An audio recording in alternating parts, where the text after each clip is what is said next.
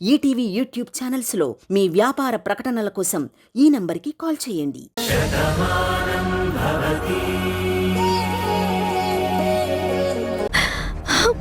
ఏంటి రమ్ము నువ్వు చెప్పేది? నాన్నకి దెబ్బ తగలడమేంటి? అసలేం జరిగింది?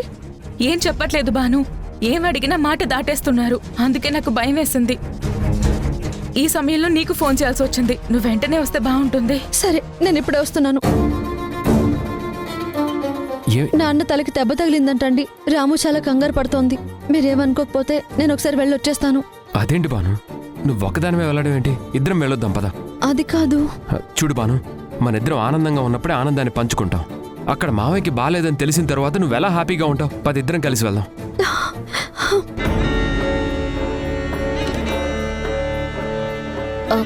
ఏమైంది? మావయ్యకి దెబ్బ తగిలిందంట. రామలక్ష్మి కంగారు పడుతూ ఫోన్ చేసింది. మేమిద్దరం చూడ్డానికి వెళ్తున్నాం. అయ్యో, అలా ఎలా జరిగింది? తెలీదు నీలిమా, వెళ్ళి చూడాలి. అమ్మ వాళ్ళు పడుకుండిపోయారు. మేము రేపు పొద్దునే వస్తాం. ఈ సంగతి బామ్మకి అమ్మ వాళ్ళకి చెప్పు. సరే, జాగ్రత్తగా వెళ్ళిరండి. వీళ్ళిద్దరూ ఎక్కడొకటైపోతారో అని నేను టెన్షన్ పడ్డాను. ఆ ముసల్ది మిమ్మల్ని కలపాలని చూసినా ఆ దేవుడు నా వైపు నిలబడ్డాడు. ఏదైతేనే వాళ్ళిద్దరూ కలవలేదు. నాకది చాలు. థ్యాంక్స్ మావయ్య. ఇదంతా నీ వల్లే ఈరోజు జరిగింది. ఇప్పుడు నేను ప్రశాంతంగా పడుకుంటాను. తల్లి, ఏంటి నాన్న ఇది? కూర్చోడు బాబు. ఇంత పెద్ద దెబ్బ తగిలితే ఎవరికి ఏం చెప్పలేదు. రాము ఎంత కంగారు పడుతుంది. ఈ మాట విన్నాక మేమెంత భయపడ్డాము. ఇంత దెబ్బ ఎలా తగిలింది నాన్న? ఏమీ లేదమ్మా, చిన్న దెబ్బే కదా, అందుకే చెప్పలేదు. అయినా చిన్న చిన్న విషయాలకి ఎందుకు అంతలా భయపడతారు? ఇప్పుడు నాకేమైందని అంతా బాగానే ఉంది. ఇది బాను వరుస. ఎలా తగిలింది అంటే మాత్రం చెప్పడం లేదు. ఇలాగే మాట దాటేస్తారు. అందుకే భయం వేసి నీకు ఫోన్ చేశాను. రాము, అనవసరంగా నువ్వు భయపడుతున్నావు, అందరినీ భయపడుతున్నావు. నాకేమీ కాలేదని చెప్తున్నానుగా. మావయ్య, మీకేదో అవ్వాలని ఎవరూ కోరుకోవటం లేదు. మీరు బాగుండాలనే మేమందరం కోరుకుంటున్నాం. కానీ మీకు దెబ్బ తగిలిందని తెలిస్తే భాను ఎలా తట్టుకుంటుంది? ఏమీ కాలేదని చెప్తున్నారు, కానీ ఆ దెబ్బ ఎలా తగిలిందో చెప్పటం లేదు. దయచేసి చెప్పండి మావయ్య.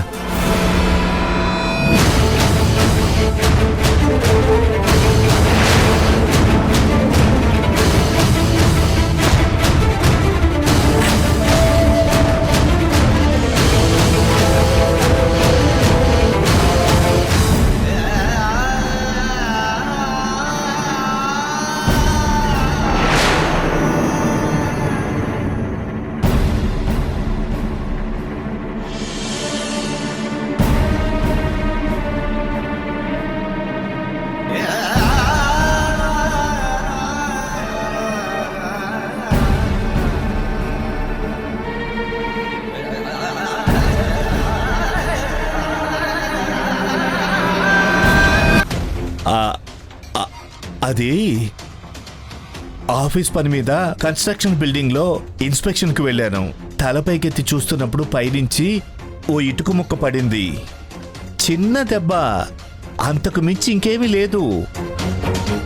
నాన్న, మేం భయపడతామని మీరేదో ఒకటి చెప్తున్నారని మాకు అర్థమవుతుంది. మీ మాట ఒకటి వస్తుంది, మీ కళ్ళల్లో బాధ ఇంకోటి కనబడుతుంది. అదేంటో చెప్పండి నాన్న. అయినా మేమేం పరాయవాళ్ళం కాదు కదా నాన్న. ఈ రోజే కాదు బాను, నిన్నటి నుంచి ఇదే వరుస. ఏం అడిగినా పరధ్యానంగా ఉంటున్నారు. ఏదో ఒక సమాధానం చెప్పి మాట మాత్రం దాటేస్తున్నారు. అంకుల్ ఎందుకు ఇలా బెంగ పెట్టుకుంటున్నారో నాకైతే అర్థం కావట్లేదు. నాకు అర్థమైంది. అక్కడ వైశాలి ఎలా ఉందో అని మావయ్య భయపడుతున్నట్టున్నారు. అంతే కదా మావయ్య? అదేమీ లేదు. నిజంగా ఏం లేకపోతే ఇక్కడ మేం బాగున్నాము, అక్కడ వైశాలి జీవితం కూడా నిలబడింది. రాము మీతోనే ఉంది. ఇంకా మీకు బెంగెందుకు నాన్నా?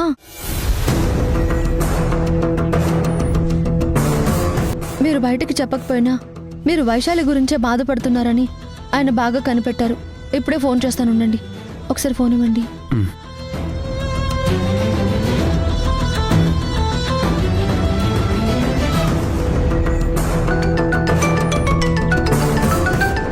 వైశాలి ఎలా ఉన్నావు? నేను చాలా బాగున్నాను. చూడు వైశాలి, నువ్వు అక్కడ హ్యాపీగా ఉన్నావా లేవా అని ఇక్కడ నాన్న బెంగ పెట్టుకున్నారు. ఒకసారి ఆయనకి ఇస్తాను, మాట్లాడు. తల్లి, అక్కడంతా బానే ఉందిగా? అభిరామ్ నిన్నేమీ ఇబ్బంది పెట్టట్లేదుగా? లేదు పెదనాన్న, తను పూర్తిగా మారిపోయారు. మా పెళ్ళైన కొత్తలో నన్నెంత బాగా చూసుకునేవారో ఇప్పుడు మళ్ళీ అలాగే చూసుకుంటున్నారు. మధ్యలో అలా ప్రవర్తించినా ఇప్పుడు మారిన మనిషిగా నన్ను బాగా చూసుకుంటున్నారు. అత్తయ్య కూడా చాలా హ్యాపీగా ఉన్నారు పెదనాన్న.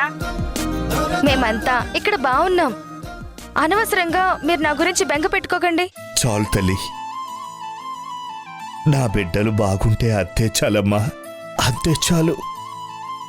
వాళ్ళు నా ముందు లేకపోయినా, నా కంటికి కనిపించకుండా ఎంత దూరంగా ఉన్నా వాళ్ళు బాగున్నారు అన్న ఒక్క మాట వింటే చాలురా. అంతకంటే ఇంకే సంతోషం అక్కర్లేదు.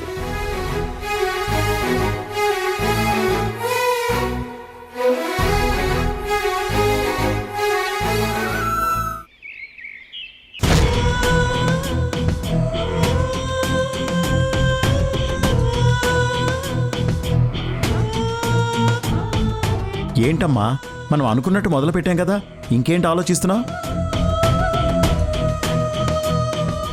ఏం లేదు మావయ్య, ఇంతకీ ఆ వాసుదేవరావు మనల్ని నమ్మాడా లేదా? నమ్మాడమ్మా. ఎంత కాదనుకున్నా కొడుకనే ప్రేమ తన గుండెను తట్టింది. ఎప్పుడో తప్పిపోయిన శివను చూడాలని తన మనసు తాపత్రయపడుతోంది.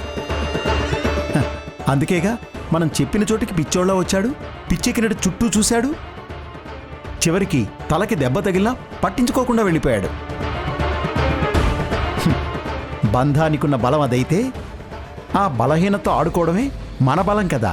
ఇంకా ఏం ఆలోచిస్తున్నావు? నువ్వు చెప్పింది నిజమే మావయ్య, కానీ ఇప్పుడు మనం చేస్తున్న ఈ పని వల్ల వాసుదేవరావు ఒక్కడే సఫర్ అవుతున్నాడు. విషయం మాత్రం బయటికి చెప్పట్లేదు, రహస్యాన్ని రహస్యంగా ఉంచుతున్నాడు. మనకు కావాల్సింది అది కాదు కదా మావయ్య. ఆ వాసుదేవరావు పూర్తిగా ఇబ్బంది పడాలి. మనవ్యాధి తట్టుకోలేక ఆంటీ దగ్గరికి వచ్చి మొత్తం చెప్పేయాలి. అప్పుడు కథ రక్తి కడుతుంది. ఇప్పుడు భాను కార్తిక్లు ఆ వాసుదేవరావు ఇంట్లోనే ఉన్నారు. వాళ్ళ ముందు ఏమీ తెలియనట్టు ఆ వాసుదేవరావు నటిస్తూ ఉంటాడు. అలా నటించకూడదు మావయ్య. ఆయన డిస్టర్బెన్స్ ఫీల్ అవ్వాలి. వాళ్ళకి ఏమి చెప్పలేక నరకాన్ని అనుభవించాలి. అదెంత పనమ్మా. ఒక వ్యక్తికి మనశ్శాంతి ఇవ్వడం కష్టమేమో కానీ అదే వ్యక్తి మనశ్శాంతి చెడగొట్టాలంటే చిటికల మీద పని. మన దగ్గర ఒక మైక్ ఉంది కదా, అది శివలా మాట్లాడుతుంది. అది చాలు బాస్ని డిస్టర్బ్ చేయడానికి. కావాలంటే నువ్వే చూడు.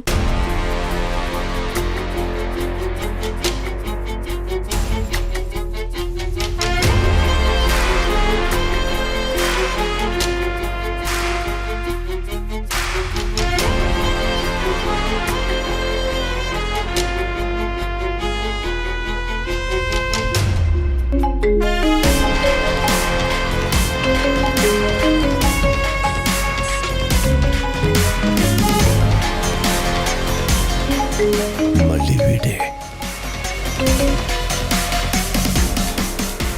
హలో, ఏంటి నాన్న, నేను మీకు కనిపించలేదని మీరు బాధపడ్డారు కదా. కానీ ఏం చేయను నాన్న, నా మొహం మీకు చూపించలేకపోయాను. కానీ తర్వాత నేను కూడా చాలా బాధపడ్డాను.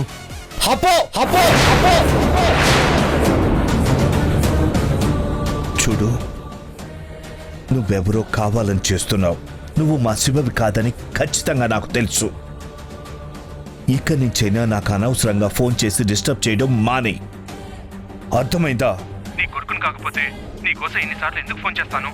నిన్ను చూడాలని, నీతో మాట్లాడాలని ఇంతలా ఎందుకు తప్పిస్తాను? ఓ పంచే నాన్న, నేను చెప్పిన చోటుకి రా. అక్కడ నీకు గిఫ్ట్ ఉంచాను. ఆ గిఫ్ట్ తీసుకున్నప్పుడైనా నేనేంటో నీకు అర్థమవుతుంది. నాకు నువ్వు వద్దు, నీ గిఫ్ట్ వద్దు, ఏది వద్దు. నాకేమీ అవసరం లేదు. నేనెక్కడికి రాను. నన్ను వేధించుకు రాస్కల్. ఎవరితో నాన్న ఫోన్ మాట్లాడుతున్నారు? అది ఆఫీస్ ఫోను. ఆఫీస్ ఫోన్ ఇంత పొద్దునే వచ్చిందండి మావయ్య. మీరెందుకు కంగారు పడుతున్నట్టున్నారు? కంగారేమి లేదు. ఆఫీస్ అన్నాక ఇలాంటి ఫోన్లు అవి తప్పదు. ఏం చేస్తాం? అదే కాక ఇప్పుడు ఎలక్షన్ టైం కదా, ఈ ఎలక్షన్ అయ్యేంత వరకు ఈ తలనొప్పులన్నీ తప్పవు. మీరు నా గురించేం పట్టించుకోకండి.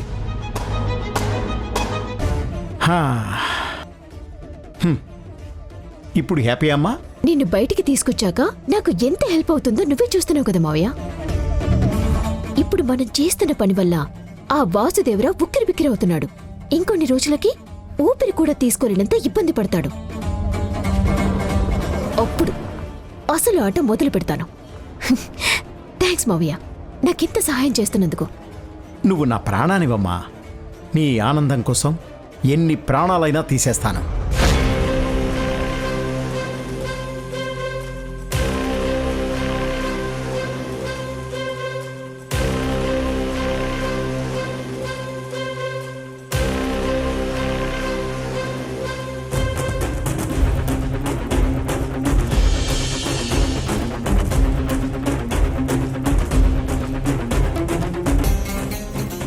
ఎక్కడున్నావు? నన్ను రమ్మని చెప్పి నాకెందుకు కనిపించట్లేదు?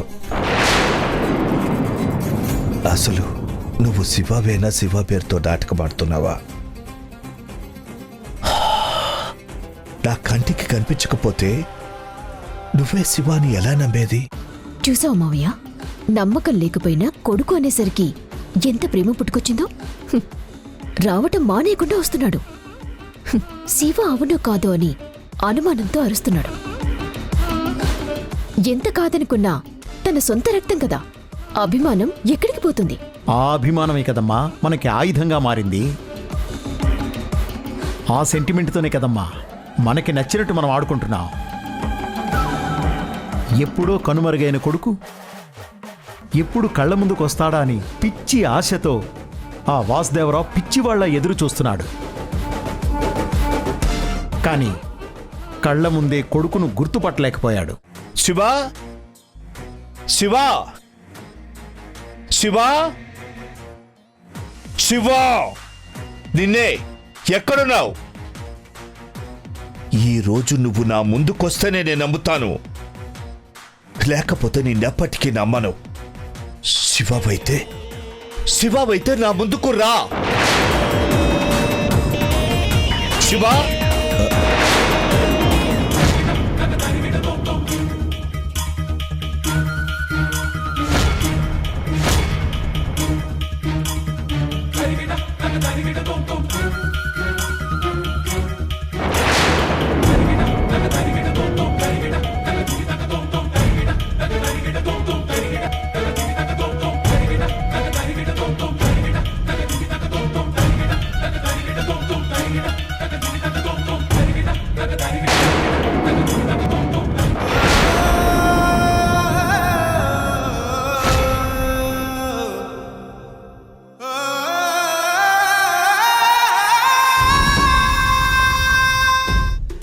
చూసావు మావయ్య, ఆ ఫోటో చూడగానే గతం గుర్తొచ్చినట్టుంది.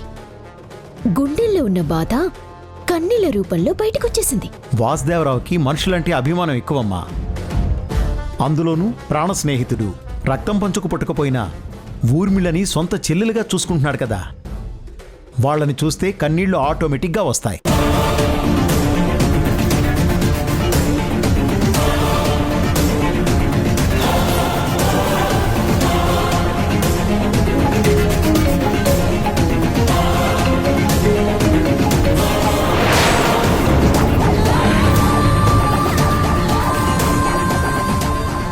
ఏంటి నాటకాలు ఆడుతున్నావా? నాకు కనిపిస్తానని చెప్పి ఎందుకు ఇలా దోబుచ్చులాడుతున్నావు? మళ్ళీ ఈ ఫోటో ఏంట్రా? నాన్న, అది మన గతం, దాని గుర్తు నాన్న. అప్పుడు మనందరం కలిసి ఉన్నామనడానికి గుర్తు, అందరూ ఆనందంగా ఉన్నామని చెప్పడానికి గుర్తు. ఆ గుర్తే నేను మళ్ళీ మీకు గుర్తు చేస్తున్నాను. చూడండి, ఇప్పుడు నేను మీ ముందుకు రాలేకపోతున్నాను నాన్న, కానీ తప్పకుండా ఒకరోజు మీ ముందుకు వచ్చి తీరుతాను. నేను కనిపించి తీరుతాను. చూడు, నీకిదే ఫైనల్ గా చెప్తున్నాను. నువ్వు నా ముందుకు వస్తేనో నేరుగా మాట్లాడితేనో అప్పుడే నువ్వు శివ అని నమ్మేది. అర్థమైందా? ఏంటి నాన్న ఇది?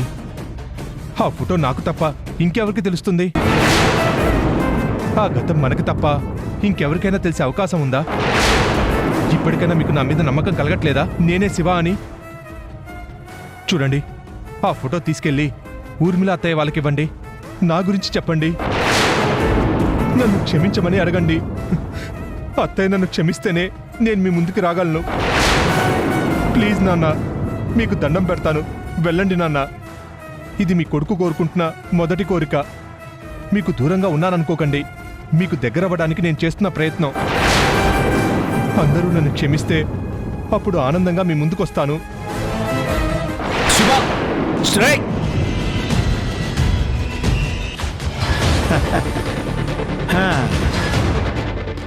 చూసావమ్మా, ఇంతవరకు అరిచారు నమ్మనని చెప్పాడు, కానీ ఏమైంది?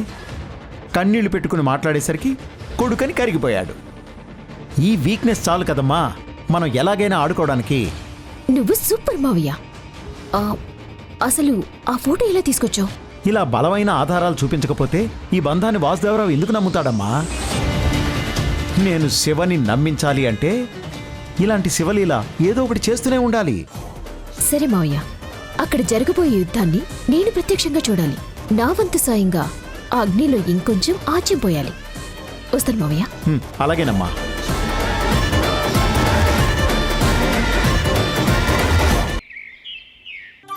ఊర్మిళా, ఊర్మిళా, ఇంకా ఎంతసేపే ఏం చేస్తున్నా? 100 మందికి వంట చేసి వారుస్తున్నావా ఏంటి? నువ్వు బయటికి వస్తే అందరికి నేను వంట చేయాలి. ఏంటి బామ్మ, వంటగదిలోకి వెళ్లకుండా ఇక్కడి నుంచి అమ్మతో మాట్లాడుతున్నావు? వంటగదిలోకి ఎవరూ రాకూడదని మీ అమ్మ కండిషన్ పెట్టిందే. లోపల ఏం చేస్తుందో అర్థం కావడం లేదు. తను వంట చేస్తున్నట్టుంది, ఏం చేస్తుందో అర్థం కావడం లేదు. నన్నేమో రావద్దంటుంది.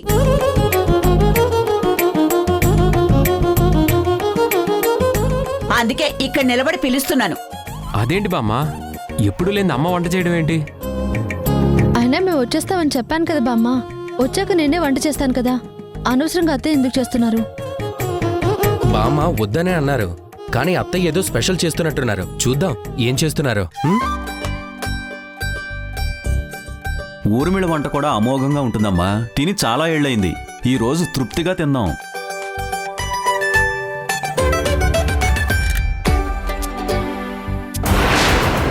మీరందరూ ఎంత సంతోషంగా ఉన్నారు కదా.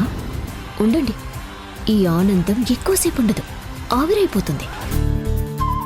యుద్ధానికి వెళ్లిన వాడు కోడిని చంపి తెచ్చినట్టు ఎంతసేపు నువ్వు వంటగదిలో ఉండి చేసింది ఇదే? అవును, ఇది నా కోడలకు ఇష్టమైన స్వీటు. అందుకే నా చేత్తో నేనే స్వయంగా చేశాను. ముందు తనకి తినిపించి మీ అందరికి ఇస్తాను. భాను, ఇలా రా. రా. పర్లేదు అత్తయ్య, అందరికీ ఇవ్వండి. ముందు ఇలా కూర్చో. నువ్వు నోరు తెరు.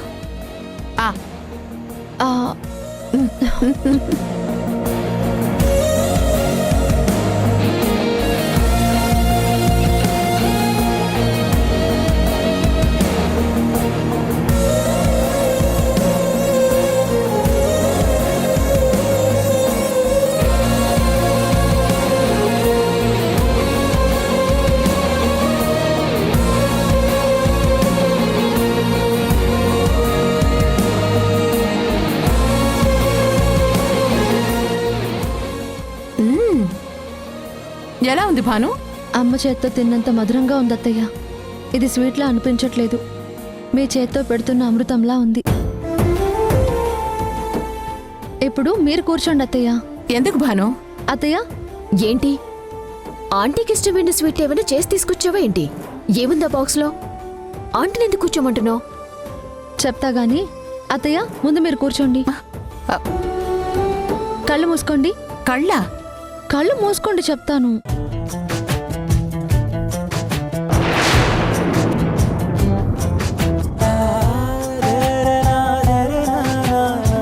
అత్తయ్య, నోరు తెరవండి.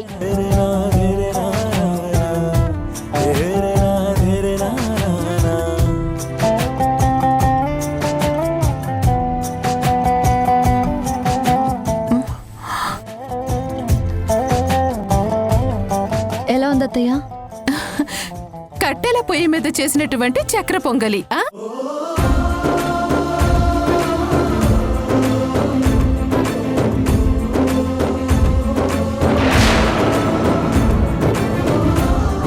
అత్తయ్య, ఇలా చేసిన చక్కెర పొంగలంటే మీకు ఇష్టమని మొన్న నాన్న చెప్పారు కదా, అందుకే చేసి తీసుకొచ్చాను. బావుందే. నీకిష్టమని ఊర్మిళ ఇక్కడ స్వీట్ చేసింది. ఊర్మిళకి ఇష్టమని నువ్వు అక్కడి నుంచి చక్కెర పొంగల్ చేసుకుని తీసుకొచ్చావు. మీ ప్రేమానురాగాలు చాలా బాగున్నాయి.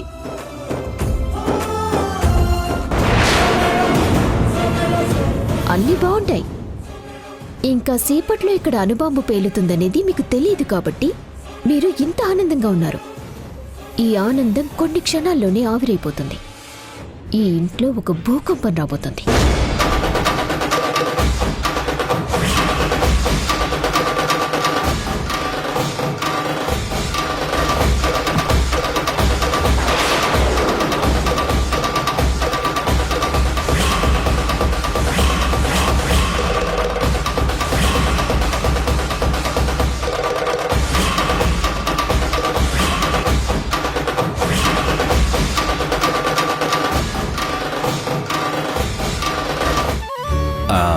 సరేనమ్మా, అడగటం మర్చిపోయాను. వాసుకి ఎలా ఉంది? బానే ఉన్నారు మావయ్య. చిన్న దెబ్బే. ఆయన బయటకు చెప్పకపోయేసరికి రాము కూడా కంగారు పడింది. మేము జాగ్రత్తలు చెప్పి వచ్చాము.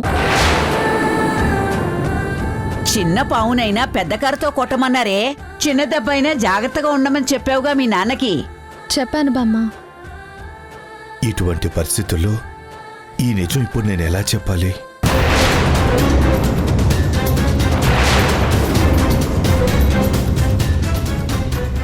సరైన సమయానికి వచ్చావు వాసుదేవరావు. ఇది కదా నాకు కావాల్సింది. ఇప్పుడు కదా ఈ ఆనందం ఆవిరైపోతుంది. అన్నయ్య,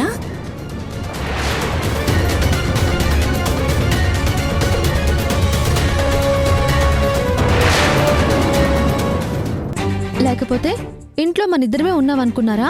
ఎక్కడ పడితే అక్కడ చిలి పనులు చేయడానికి. మొన్నే బామ్మ చెప్పింది కదా మన మధ్య ముద్దులు హద్దుల్లో ఉండాలని. అందుకే హద్దుల్లో ఉన్నాను. అందుకని నన్నింతలా ఏడిపిస్తావా? ఇప్పుడు నేను హద్దు దాటుతాను.